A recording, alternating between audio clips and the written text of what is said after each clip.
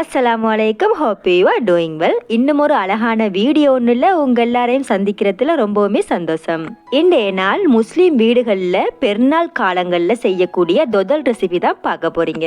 தொதல் ரொம்ப டேஸ்டாகவும் பெர்ஃபெக்டாகவும் வாரத்துக்கு ஏற்ற மாதிரியான சின்ன சின்ன டிப்ஸ் எல்லாமே சொல்லியிருக்கிறேன். முடிஞ்ச வரைக்கும் வீடியோவை ஸ்கிப் பண்ணாம ஃபுல்லா பாருங்க. நீங்க பார்க்குற இந்த வீடியோ உங்களுக்கு பிடிச்சிருந்தா இந்த சேனலை சப்ஸ்கிரைப் பண்ணிக்கொள்ளுங்க. வாங்க வீடியோக்குள்ள போகலாம்.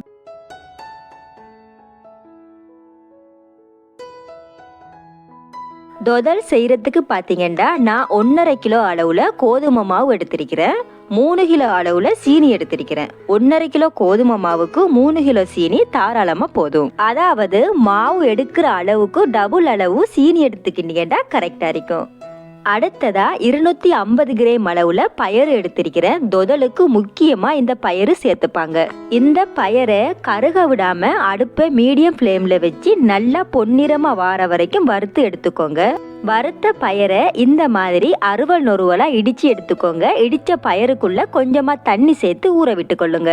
அப்புறமா தொதலுக்கு சவ்வரிசி தேவைப்படும். அதனால 250 கிராம் அளவுல சவ்வரிசி எடுத்திருக்கிறேன். அடுத்ததா 1 கிலோ அளவுல சர்க்கரை எடுத்திருக்கிறேன். இந்த சர்க்கரையை உருக்கி கரைச்சி எடுத்துக்கணும். அதனால இதை அறுவல் நொறுவலா இடிச்சு எடுத்துட்டு 1 கிளாஸ் அளவுல தண்ணி சேர்த்து உருக்கி எடுத்துக்கொள்றேன். சர்க்கரை கரைஞ்சி வரத்துக்கு ரொம்ப டைம்லாம் எடுக்காது. பாகுபதம் பார்க்கணுமென்ற அவசியம் இல்லை. சர்க்கரை ஃபுல்லா கரைஞ்சி வந்தாலே போதும். உருக்கி எடுத்த சர்க்கரையை கல்மண் எதுவும் இல்லாம இந்த மாதிரி வடிச்சு எடுத்துக்கொள்ளுங்க. அடுத்ததா பார்த்தீங்கன்னா இது கூட நான் கச்சானும் சேர்த்துக்க போகிறேன். கச்சான் கட்டாயம் சேர்க்கத்தான் வேணுமென்ற அவசியம் இல்லை. விரும்பினா நீங்கள் சேர்த்துக்கொள்ளுங்க. தொதல் சாப்பிடும்போது வாயில் கச்சான் கடிபடும் இல்லையா, அதனால் கொஞ்சம் டேஸ்ட் நல்லா இருக்கும். அதனால தான் நான் சேர்த்துக்கொள்கிறேன். வறுத்த கச்சானை இந்த மாதிரி உடைச்செடுத்து சேர்த்துக்கொள்ளுங்க. தொதலுக்குரிய முக்கியமான இன்க்ரீடியன்ட்ஸ் எல்லாமே நான் செஞ்சு வச்சுட்டேன். நான் சொன்ன அளவுகள் எல்லாமே 1.5 கிலோ மாவுக்கு 3 கிலோ சீனிக்குமான அளவு தான். இதை விட அதிகமாகவோ குறைவாகவோ நீங்கள் செய்யணுமெண்டா அளவுகளை கூட்டி குறைச்சி கொள்ளுங்க. அடுத்ததாக பார்த்தீங்கன்னா தொதலுக்கண்டு ஒரு மெயினான பொருள் தேங்காய் தான். நான் செய்ய போகிற இந்த அளவுக்கு 15 தேங்காய் மட்டும் தேவைப்படும். தேங்காய் நல்ல பழுத்த தேங்காவாக இருக்கணும். அப்போ தான் திக்கான பால் கிடைக்கும். அதிகமாக தொதலில் எண்ணெய் விடுறதுக்கு ஹெல்ப்பாக இருக்கும். இந்த 15 தேங்காவையுமே துருவி எடுத்திருக்கிற 2 சகன் அளவில் தேங்காய் பூ எனக்கு வந்திருந்தது. தொதலுக்குரிய முதலாவது வேலையே தேங்காய் பால் புளிகிறது தான். தேங்காய் பால் புளியும் போது அதிகமாக தண்ணி சேர்த்து புளிஞ்சிடாம தேங்காய் பூட அளவுக்கு ஏற்ற மாதிரி கொஞ்சம் கொஞ்சமாக தண்ணி சேர்த்து திக்கான பாலாக புளிஞ்சு எடுத்துக்கொள்ளுங்க. நீங்கள் முதலாவதா புளியிற பாலையும் 2ஆவதா புளியிற பாலையும் எடுத்துக்கிட்டீங்கன்னாலே போதும். பால் ரொம்ப தண்ணியாகிட்டு அப்படின்னா தொதலை செஞ்சு எடுக்கிறதுக்கு ரொம்ப லேட் ஆகும். அதே டைமில் தொதல்ல இருந்து தேவையான அளவுக்கு ஒயிலும் வராது. தொதலை கிண்டி எடுக்கிறது கஷ்டமாக போயிடும். தொதல் செய்கிறதுக்கு பார்த்தீங்கன்னா இந்த தாச்சி தான் யூஸ் பண்ணுவாங்க. இந்த தாச்சி அகண்ட பெரிய தாச்சியாக இருக்கணும். அப்போ தான் தொதல் கிண்டி எடுக்கிறதுக்கு ஈஸியாக இருக்கும். தாச்சியோட அரைவாசி அளவுக்கு நான் தேங்காய் பால் எடுத்திருக்கிறேன். அடுத்ததாக பார்த்தீங்கன்னா இந்த பாலோட மாவையும் சீனியையும் கலக்க வேண்டியிருக்கும். அதுக்கு முதல்ல மாவும் சீனியும் மிக்ஸ் ஆகுற மாதிரி கலந்து விட்டு கொள்ளுங்க. அப்பதான் பாலோட மாவை கலந்து பிசையும் போது கட்டி கட்டியா பாலில் மாவு கிடக்காம குயிக்கா மாவு கரைஞ்சி வரும். அதனால முதல்ல மாவையும் சீனியையும் மிக்ஸ் பண்ணி கொள்ளுங்க.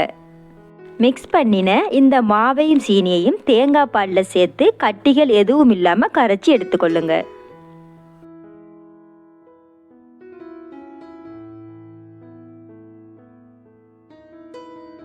மாவை கரைச்சிட்டு அந்த பாலுக்குள்ளேயே எடுத்து வச்சிருந்த சவ்வரிசியிலிருந்து அரைவாசி சவ்வரிசியை சேர்த்துக்கொள்கிறேன். மீதி சவ்வரிசியை தொதல் இறுகி வார டைமில் சேர்த்துக்கலாம். இப்படி பாலோட கொஞ்சம் சவ்வரிசியை சேர்த்துக்கிட்டா தொதல் ரொம்ப டேஸ்டாக இருக்கும்.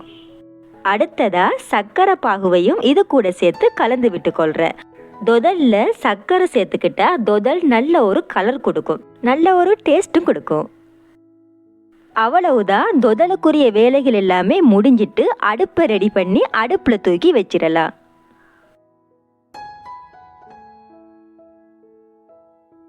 தொதல் சட்டியை அடுப்பில் வைக்க ஆரம்பித்து அது தொதல் மாதிரி பதத்துக்கு வாரத்துக்கு குறைஞ்சது 2-3 மணித்தியாலமாவது தேவைப்படும். அந்த அளவுக்கு டைம் எடுக்கும். அதனால் இது ஒரு பெரிய வேலைன்னு தான் சொல்லணும். சட்டியை அடுப்பில் வைக்க ஆரம்பித்ததுல இருந்து சட்டியை அடுப்பை விட்டு இறக்குற வரைக்கும் இடைவிடாமல் கிளறிக்கிட்டே இருக்கணும். பால் கொஞ்சம் இறுகி வர வரைக்கும் அகப்பை தான் யூஸ் பண்ணுவாங்க. இந்த அகப்பை நீண்ட புடி உள்ள பெரிய அகப்பையா இருந்தா கிளறதுக்கு ஈஸியா இருக்கும். பால் இறுகி வர டைம்ல பாத்தீங்கன்னா இது மாதிரி ஒரு தட்டையான கத்தி மாதிரி ஷேப்ல ஒன்று யூஸ் பண்ண வேண்டியிருக்கும். இதை எங்க ஊர்ல தட்டவ கத்தின்னு சொல்லுவாங்க. இந்த தட்டவ கத்தியை தான் தொதலை ஃபுல்லா செஞ்சு எடுக்கிற வரைக்கும் யூஸ் பண்ணுவாங்க. இந்த தொதல் ஃபுல்லாவே நீங்க செஞ்சு எடுக்கிறதுக்கு குறைஞ்சது 2-3 மணித்தியாலமாவது தேவைப்படும். கருக விட்டுறாம அடிப்பிடிக்க விட்டுறாம ரொம்ப நிதானமான முறையில தான் இந்த வேலையை செய்யணும். மாவு நல்லா கலகலண்டு கொதிச்சு மாவு நல்லா இறுகி வர டைம்ல பாத்தீங்கன்னா மாவுக்கு மேலால தேங்காய் எண்ணெய் இந்த மாதிரி திரண்டு வர ஆரம்பிக்கும். அப்படி திரண்டு வர தேங்காய் எண்ணெயை நம்ம அள்ளி எடுத்துக்கணும். ஒயிலை நம்ம எடுக்காம விட்டாலும் தொதல்ல ஒயில் ரொம்ப அதிகமாயிடும். அதே டைம்ல அதிகமான ஒயிலை நம்ம எடுத்தாலும் தொதலை கிண்டி எடுக்கிறது கஷ்டமா போயிடும். அதனால சட்டிலையும் கொஞ்சம் ஒயில் இருக்கணும். எடுக்கிற இந்த ஒயிலை நம்ம சமையலுக்கு யூஸ் பண்ணிக்கலாம். தொதல் இறுகி வர இந்த ஸ்டேஜில் பயரை இந்த மாதிரி தூவி விட்டு கொள்ற தொதலோட எல்லா பக்கமும் மிக்ஸ் ஆகுற மாதிரி கிளறி விட்டு கொள்ளுங்க.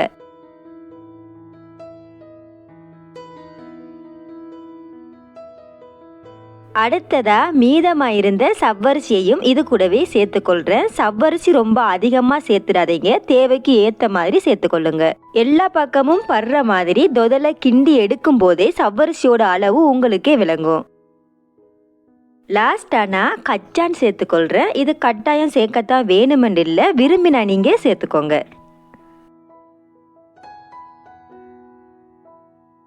லாஸ்டா இன்னமும் கொஞ்சம் தொதல் இறுகி வர டைம்ல பாத்தீங்கன்னா இன்னமும் அதிகமான எண்ணெய் திரண்டு வரும். அந்த டைம்லயும் கொஞ்சம் ஒயில எடுக்க வேண்டியிருக்கும்.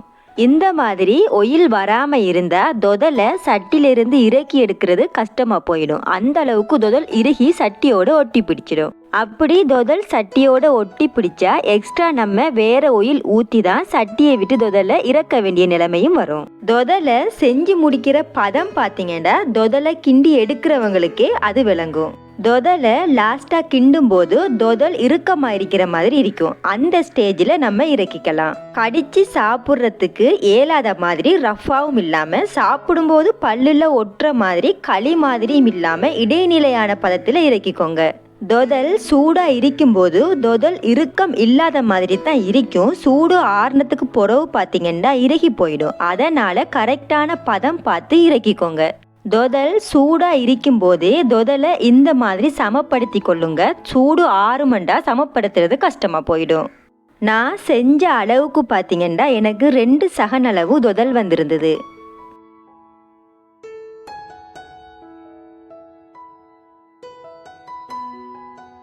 தொதல் செஞ்ச அந்த நாள் சாப்பிட்றதை விட அடுத்த நாள் சாப்பிடும்போது தான் டேஸ்டா இருக்கும்.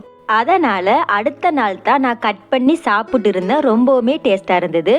ஸோ இந்த வீடியோ ஏதோ ஒரு வகையில் உங்களுக்கு பயனுள்ளதாக இருந்திருக்கும்னு நினைக்கிறேன். அப்படி இருந்தால் இந்த சேனலை சப்ஸ்கிரைப் பண்ணிக்கொள்ளுங்க. ஃப்ரெண்ட்ஸ் அண்ட் ஃபேமிலி கூட ஷேர் பண்ணுங்க. இன்னும் ஒரு அழகான வீடியோ ஒன்றில் உங்கள் எல்லாரையும் சந்திக்கிறேன். பாய். அஸ்ஸலாமு அலைக்கும்.